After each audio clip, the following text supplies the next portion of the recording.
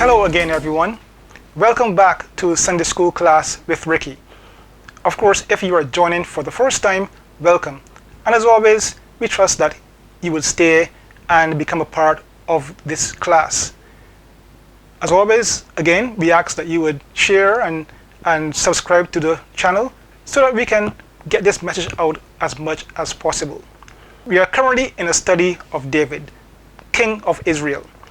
And where we left David off last time, he was still a fugitive from Saul. He was still running, hiding in the caves and on the mountains. And it was very likely that during those times when David was running and hiding and fleeing from Saul, I'm sure sometimes he would have thought back to the time when he was anointed by Samuel. And no doubt he would have been wondering at times, I thought Samuel said that I was going to be king. And that Samuel seemed to have been a nice guy, but maybe he was wrong. Maybe he was kind of going senile after all. How can I possibly become king when here I am in the wilderness, fleeing for my life, hiding in caves and wondering what's going to happen next? I'm sure those doubts would have come to David's mind at times. Surely he could never be king. Here he is, a fugitive in the wilderness. But that promise to him from God was that he would become king. And we know that God always keeps his promises. So today let's continue and see how David progresses. And in fact, in today's class, we will see how David becomes king, yet remaining a humble man, a man with a heart like God's.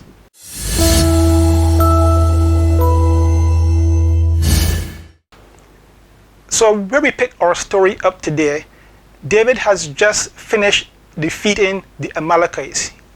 You remember that story when the Amalekites came and raided and took away their wives and children and so on, and David and his men pursued after them and defeated them and recaptured all the prisoners that were taken. So that has just happened. David has defeated the Amalekites. He's now kind of relaxing at Ziklag, probably waiting to hear the news of how the battle between Israel and the Philistines was going. Because as you know, that battle between Saul and the Philistines had taken place towards the end of 1 Samuel. And now the story picks up, and we're actually getting into 2 Samuel at this time. So David is there with his men at Ziklag, waiting for news, and then suddenly this suspicious-looking fellow arrives, bringing news from the battle. And this man comes up to David and says, "Hey, I have news of the battle. The battle didn't go well. Saul and Jonathan have been killed." So David starts to question this man. Who are you? The guy says, I'm an Amalekite. Now that, of course, would immediately cause David to be suspicious, having just had a battle with the Amalekites. However, the guy goes on. So David says, tell me your story. How do you come to know all this thing, these things? So the guy said, I just happened to be walking about on Mount Gilboa, and there at the end of the battle, I came across Saul. And Saul was injured, and Saul told me, in order to spare him from being abused by the Philistines, to kind of finish him off, to kill him, because he feared being abused by the Philistines. So the guy continues, I did what Saul said, and I killed him. Now, that was that story. I suspect David never believed that for 1 minute. Likely this guy was a looter. You know how even today when there's a disaster like a hurricane or an earthquake and things are all disrupted, there are people who like to go around looting, seeing to see what they can find and steal it basically, because of this confusion and so on going around. And this is probably what happened in times of war as well. After the war has completed, people are all over the place, people are dead, and there are people who go around seeing what they can steal from off the dead bodies. Likely this guy was such a person. And he probably luckily did come across Saul's body, and so he decided this was his opportunity. He was going to take the crown and probably sell it and make some money. But then he had a bright idea. He said, why don't I just take this crown to David, to Saul's enemy? And if I take it and I give David this story about how I finished off Saul, how I killed Saul, maybe David will be so pleased with me, he will give me some position in his cabinet, or some large amount of money or something, and I'll be set for life. So that's probably what this guy was thinking. And so that's what he did. He came and he gave this story to David. Now David's reaction is typical of him. He immediately starts to mourn for Saul and for Jonathan. And we see this is a mark of David's life. How he mourns and he grieves even for those who would have been considered his enemies. And so David and his men mourn for a while. And then David calls this guy back again, this Amalekite, looter, likely. And he says to him, tell me your story again. How do you come to have this crown and this information? And the guy, I don't know what he felt at this time. Maybe he felt emboldened. So he repeats the story and says, yes, I killed Saul and I took his crown, and yeah, here I am. And thinking that he would impress David. But of course he got something different than he bargained for. So David says, did you not think twice about raising your hand to slay the Lord's anointed? And so David calls over 2 of his men, and they executed this looter, this Amalekite looter. Because he did, thinking that he would have gained David's praise, he actually gained David's anger. And so he was executed for what he did, for what he said he did. Whether he did it or not, I guess we'll never know. In any event, he was executed by David and his men. And then we see David's mourning, his eulogy of Jonathan, his great friend, and for Saul. Those words that are so well known. How are the mighty fallen? And we see the great grief of David, even for Saul, a man who would have been considered his enemy.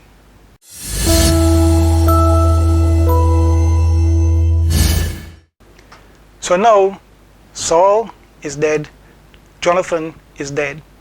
David is in charge of this group of men who he has been leading for the past few years.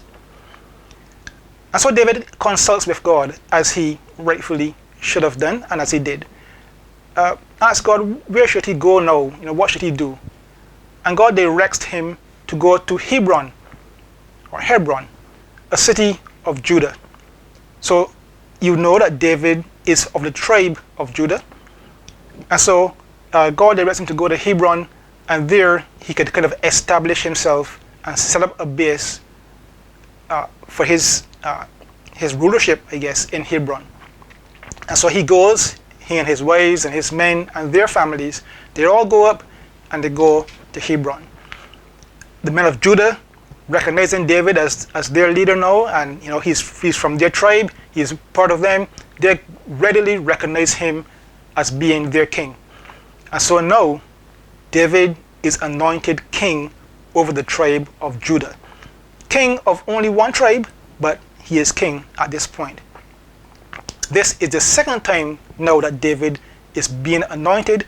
The first time, of course, was back when Samuel anointed him as a young boy. And now here he is being anointed again as king over the single tribe of Judah. So now once David is in, he's settled in, tribe of Judah has made him their king. He now starts to look around at the other tribes of Israel. And here we see now David being very, very smart, very political, making some smart political moves. The men of a place called Jabesh Gilead. Now these were the men when Saul had died. They went and they got Saul's body and gave him a proper burial and so on, because Saul was a Benjamite. The men of Jabesh Gilead were also Benjamites. So they were from Saul's tribe. They would have been affiliated with Saul, and they would have recognized Saul as their leader. But now, David reaches out to these men, and he sends words to them, complimentary words, telling them that what they did was right and noble and honorable, which indeed it was. And so he gives them words of praise and concession towards them. This was obviously a smart political move, because now he knows that these men who would have been loyal to Saul, he now wants to bring them so that they will become loyal to him as their king. And so he does that, starting to make some political moves here now as king. We're told that David now continues. We're given a summary by the writer in 2 Samuel. It says that he was king over Judah in Hebron for 7.5 years. At this time, however, what's happening to the other tribes of Israel, what are called the northern tribes? Abner, who you recall was Saul's commander-in-chief, the commander of Saul's armies, he took one of Saul's sons, a young man called Ishbosheth, and Abner made him king over the northern tribes. So we have Abner and we have Ishbosheth leading the northern tribes, and we have David king over Judah. A kind of a split in Israel. Obviously, that situation was untenable and could not continue for very long. And so, as you would expect, war breaks out between these two sides. Civil war. These are all Israelites, and now they are fighting each other. So we have Ishbosheth and his forces led by Abner, and they face off against David's forces, who are led by Joab. Joab, a very interesting character. One of these days we'll do a class just on him, and very interesting person. But he is the leader of David's armies. We're told in the beginning of 2 Samuel 2 that they meet and they face off each other by the pool of Gideon. And they have this weird sport that they this blood sport that they kind of engaged in, where they would just, two men would just run together and just essentially stab and kill each other. A real strange exercise. They kind of doing it, I guess, for entertainment of the others, but a very bloody sport that they engaged in. And they did that for a while. Eventually they stopped that and they got to actual war, actual fighting. And so the actual battle began, and the battle took place, and after a while it becomes clear that Abner and his forces are being soundly defeated. And so Abner flees. And then we're given this very interesting story about how when Abner is fleeing, he is pursued by a young man called Asahel. Now, Asahel is the brother of Joab, who we just mentioned, and also another brother called Abishai, who we'll also speak about at some point in the future class. But Asahel, young man and very quick, apparently, very swift in his running. So he pursues after Abner. Abner, by this time, is a bit older, probably can't move as fast, but he is still a very skillful warrior, a skillful fighter. So Abner sees Asahel pursuing him, and he looks back and said, Asahel, go and chase somebody else. Don't chase after me, because that will be that's a mistake. Go and chase after somebody else. Asahel refuses. He continues to chase after Abner, and eventually catches up with Abner. Much to his regret, because, as I said, Abner, older, slower probably, but much more skilled in fighting, and Abner easily defeats Asahel and kills him. So he kills Asahel, who is Joab's brother. Eventually, the fighting stops, and we are told that David lost, and David's army lost only 20 men. So I guess the 12 that took part in that blood sport earlier, plus 8 others, whereas Abner's army lost 360 men. And there is some dialogue between Abner and Joab, but eventually they both go their separate ways, and the battle at that time ends. However, that's not the end of the war. War continues for a while after that, and we're told that during these wars, David and his men were getting stronger and stronger, while the side of Saul, which is Ishbosheth and Abner, that side kept getting weaker and weaker.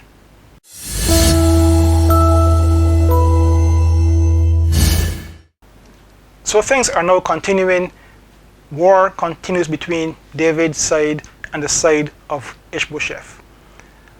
However, Abner and Ishbosheth, remember, Abner had essentially the force behind putting Ishbosheth to be king over the northern tribes. So Abner and Ishbosheth have a falling out over, of course, a woman. So there was this woman, a concubine of Saul, who Abner apparently had a relationship with, and Ishbosheth thought it was an inappropriate relationship. So he confronted Abner, and Abner got angry, as how dare you speak to me like this? I'm the one who made you king. I am the power behind you being the king of these tribes, and now you speak to me in this manner. Essentially, I am done with that. I'm gone, and I'm going to go over to David's side.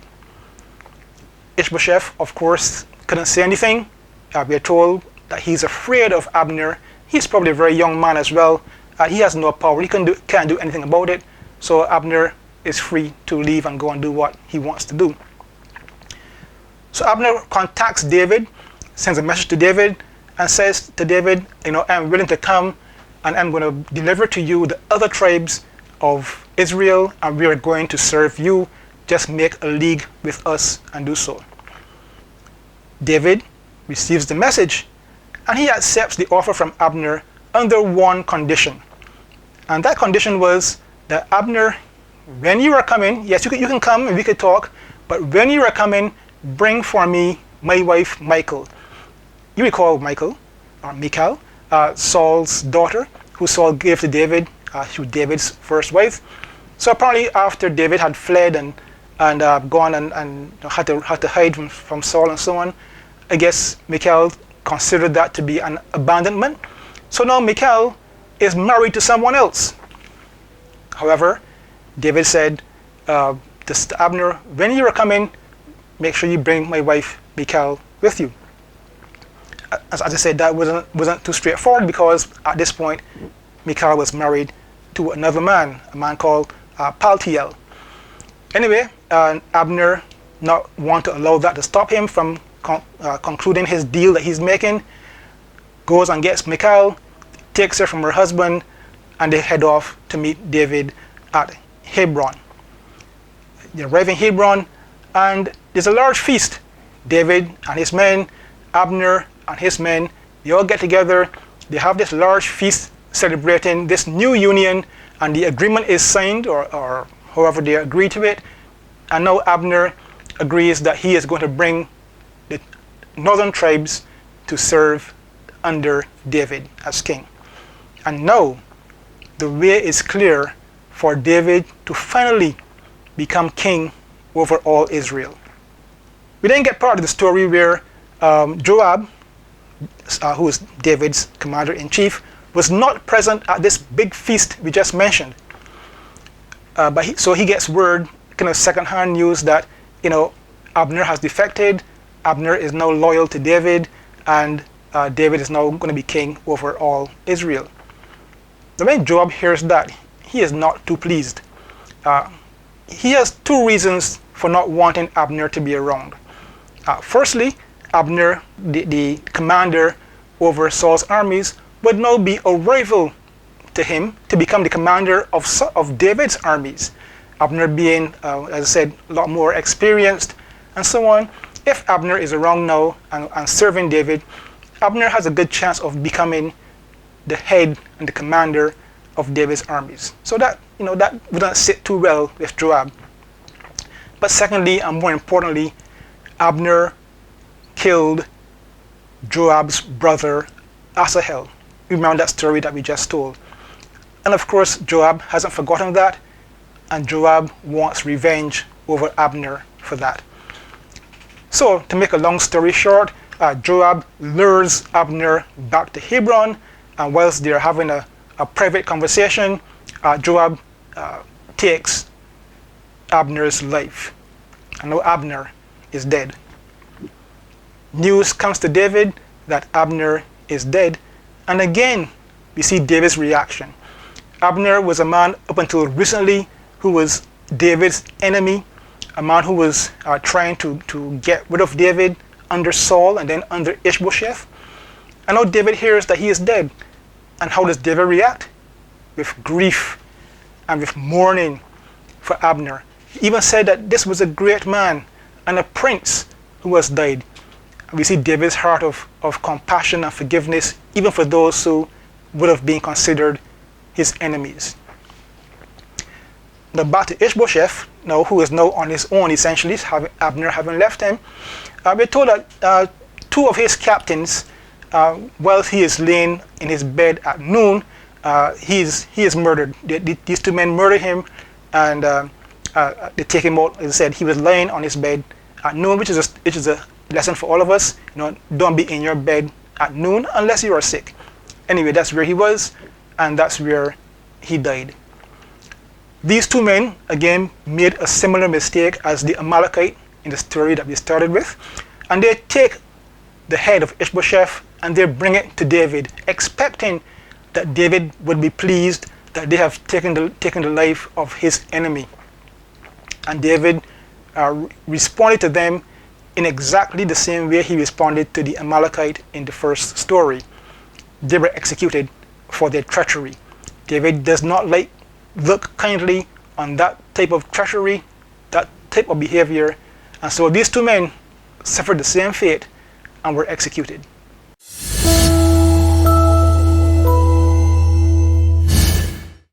And now, at this point of the story, there are no obstacles in David's way. There are no other people who are possibly challenging him to become king over Israel. There are no other factions or parties against him. He now stands alone, and he is king over Judah. And now we see in 2 Samuel chapter 5, all the elders of the other tribes of Israel come to David and essentially pledge their loyalty to him. And now, after all this time, David is king over all Israel. And he is anointed king. And this is the third time he is being anointed.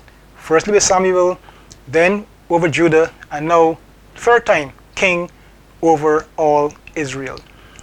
The promise that God made to him as a very young boy has now finally been fulfilled.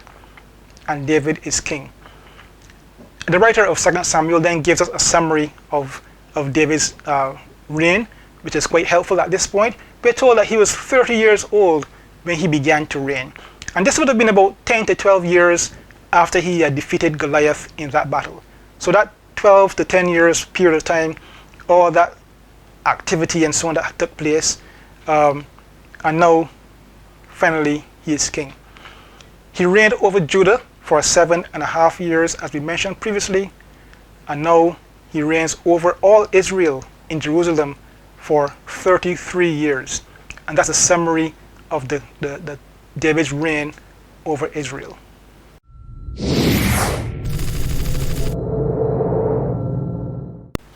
So what does David becoming king teach us? What does it teach us about God? And what does it teach us about ourselves? Now remember David, when he was a very young boy, estimated to probably be around 13 years old, he was anointed by Samuel to be king. That was kind of a promise to him. David, you will be king one day. And that was a promise made by God through Samuel. And then we saw, up to this point, all the things that happened in David's life. The things that would have caused him to wonder about that promise.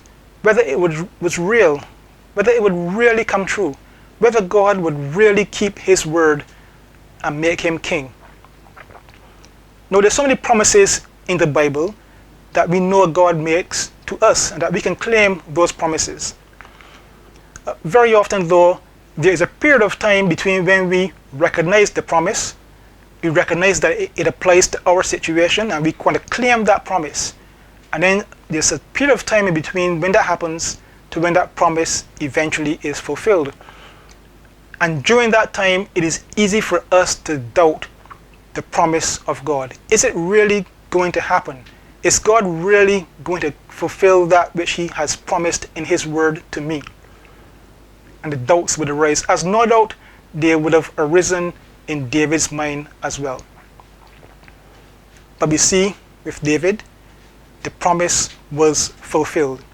He did become king, even though it would have taken 10, 15 or more years. It happened. And likewise, we could be assured that God's promises to us will come to pass. And during those times when, those intervals when we are waiting to see the promise being fulfilled, we can take comfort in knowing that it will come to pass one day.